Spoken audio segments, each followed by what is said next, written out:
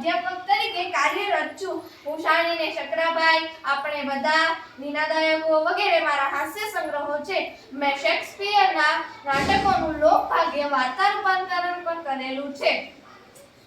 શામળા ભટ્ટની વાર્તાઓ, વૈતાલ પચીસી, અડવાના પરાક્રમો વગેરે મારા કિશોર સાહિત્યના પુસ્તકો છે.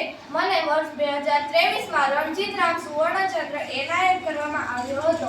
આ એક હાસ્ય કથા છે જેમાં મેં વિવિધ શાકભાજીઓના ઉલ્લેખ દ્વારા સહજ રીતે હાસ્ય નિષ્પન્ન કર્યું છે. આ પ્રસંગ સમરતલાલ સુરણવાળાનો સન્માન સમારંભમાં જેમાં મેં ચતુરાઈપૂર્વક લગભગ બધા જ શાકભાજીના નામ મળી લીધા છે. વળી જે તે શાકભાજી વેચનારના નામ શાકભાજીના નામના અર્થપ્રાસ પણ બખૂબી રચ્યો છે.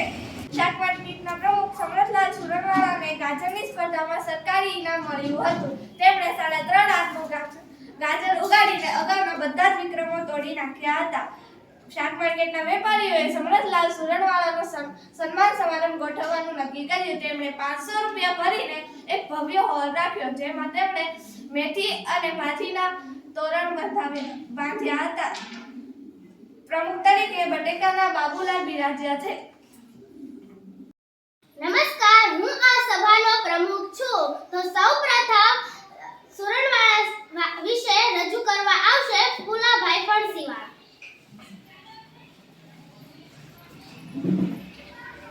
નમસ્તે, મારું નામ ફૂલાભાઈ ફણસીવાળા છે.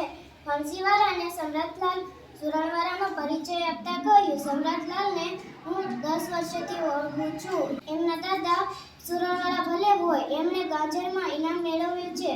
હજુ તો એમની ઉંમર 60 વર્ષની છે, છતાં એ સરકારી ઇનામ જીતી લાવ્યા છે. મારી તો ભગવાનને પ્રાર્થના છે કે હવે મૂળાની હરીફાઈમાં ઇનામ મેળવી લાવે. ભગવાન એમના 100 વર્ષે પૂરા કરે એવી પ્રાર્થના છે.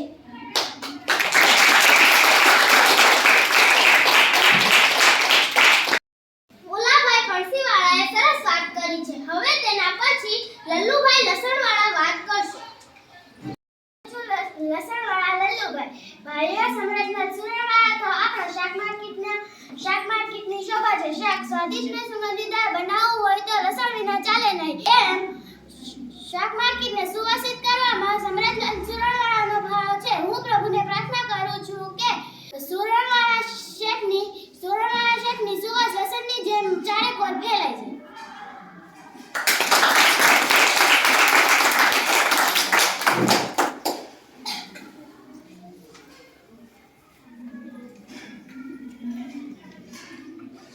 નમસ્કાર, હું બટાકાનો હોલસેલ વેપારી બકુલાલ છું. મારો અને સુરણવાળા શેઠનો સંબંધ અદ્ભુત છે.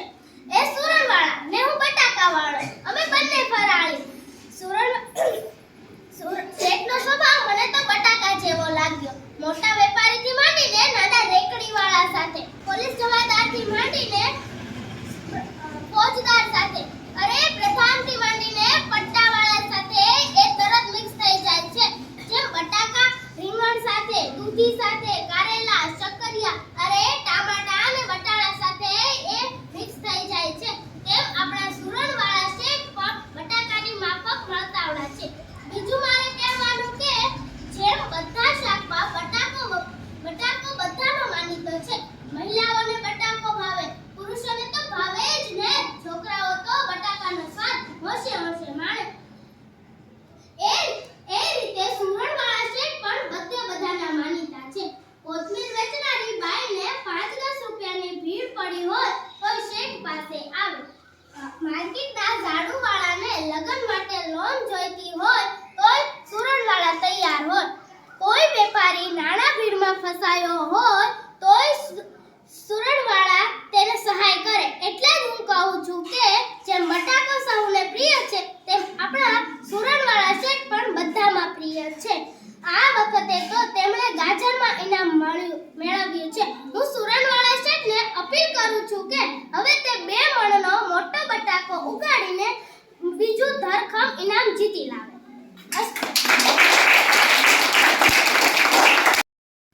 હવે સમરતલાલ વિશે ડુંગળીના ડાહિયાભાઈ રજૂ કરશે. હું છું ડુંગળીવાળા ડાયાભાઈ. સુરણવાળા શેઠને ભલે કોઈ લસણ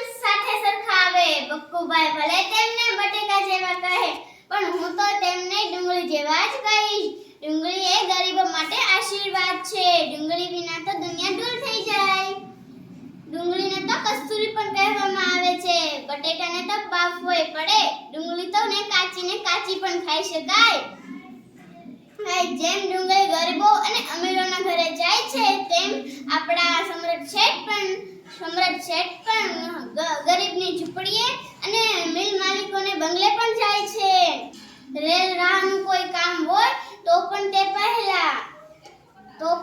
પહેલા અને રામ રોટલાનું કોઈ હોય તો પણ તે મોખરે. હું તો શેઠજીને કહું છું, ડુંગળીની જેમ જ ગરીબ તવંગર સૌની સેવા કરજો. અસ્તુ.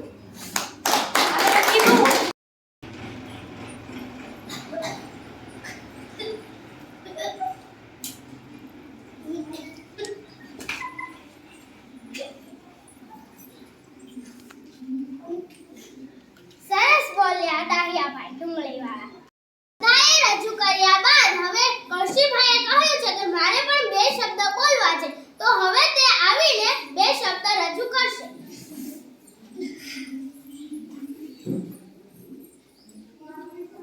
સાહેબ, મને 2 મિનિટ બોલવાની રજા આપશો? શાકભાજીવાળા વેજીટેબલ ભાઈઓ, શેઠ સમરથલાલ વેજીટેબલના વેપારી છે, પણ હું તો નોન વેજીટેબલ છું. કારણ શાક વેચતો નથી, પણ મરચાં ને આદુ અને કોથમીર વેચવાનો ધંધો કરું છું. જુદા જુદા વેજીટેબલ ભાઈઓએ તેમને બટાકા ને ડુંગળી જેવા કહ્યા, પણ હું તો કહીશ કે બટાકા કે ડુંગળી કે કોઈ પણ શાક, દાળ હોય કે કઢી, તે બધા જ કોથમીર વિના ફિક્કા છે. કોથમીર ના વાપરે તો અક્કલનો ઓથમીર કહેવાય. શાક બધા સારા, પણ મસાલા વિના તો શાક સ્વાદિષ્ટ ન બને. હું તો સુરણવાળા શેઠને કોથમીર જેવો જ કહું છું. એ ભલે 60 વર્ષના થાય, પણ લીલી કોથમીરની જેમ તે હંમેશા તાજા ને તાજા દેખાય અને કોઈ પણ કામ કરવા બધા ભલે ભેગા થાય, પણ શેઠ ના હોય તો કામ તો ફીકું પડી જાય છે. શેઠ કામ હાથ પર લે એટલે કામ ઘમઘમાટ આવે. બસ મારે તો આટલું જ કહેવાનું હતું. શેઠ હંમેશા લીલાછમ કોથમીર જેવા રહે એવી ઈશ્વરને પ્રાર્થના કરું છું. અસ્તુ.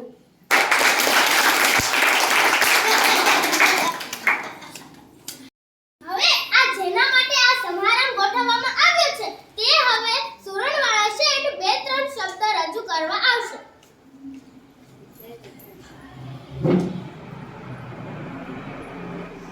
નમસ્તે, હું છું સમરથલાલ સુરણવાળો. હું બટાકા જેવો છું કે ડુંગળી જેવો કે પછી શક્કરિયા જેવો તેને મને કશી ખબર નથી, પણ મારા ઘરમાં બધા મને મરચા જેવો કહે. હું તો સીધો સાદો શાકનો વેપારી છું.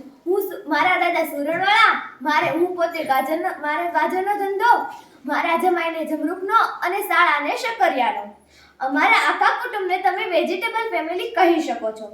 આપણે બધા જ શાકભાજીઓના વેપારી એક સાથે ભળીને પંચકુટિયા શાક જેવા સ્વાદિષ્ટ બન્યા છે. આપણા પરસ્પરના સહકારથી જ આ શાક માર્કેટ ઊંચું આવશે એવી મને આશા છે. મેં ગાજરમાં ઇનામ મેળવીને કંઈ ભેડો નથી માર્યો, પણ હવે 1.25 મણનું શક્કરિયું ઉગાડવાનો પ્રયત્ન છે. પ્રભુની ઈચ્છા. હું તમારા બધાનો ખૂબ આભારી છું.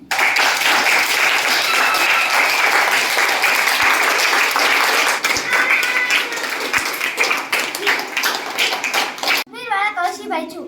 હું ડુંગળીવાળા ડાયાભાઈ. હું લસણવાળા લલ્લુભાઈ. હું સમરથલાલ સુરણવાળો. હું ફુલાભાઈ ફણસીવાળા. હું હોલસેલ વેપારી બકુલાલ છું.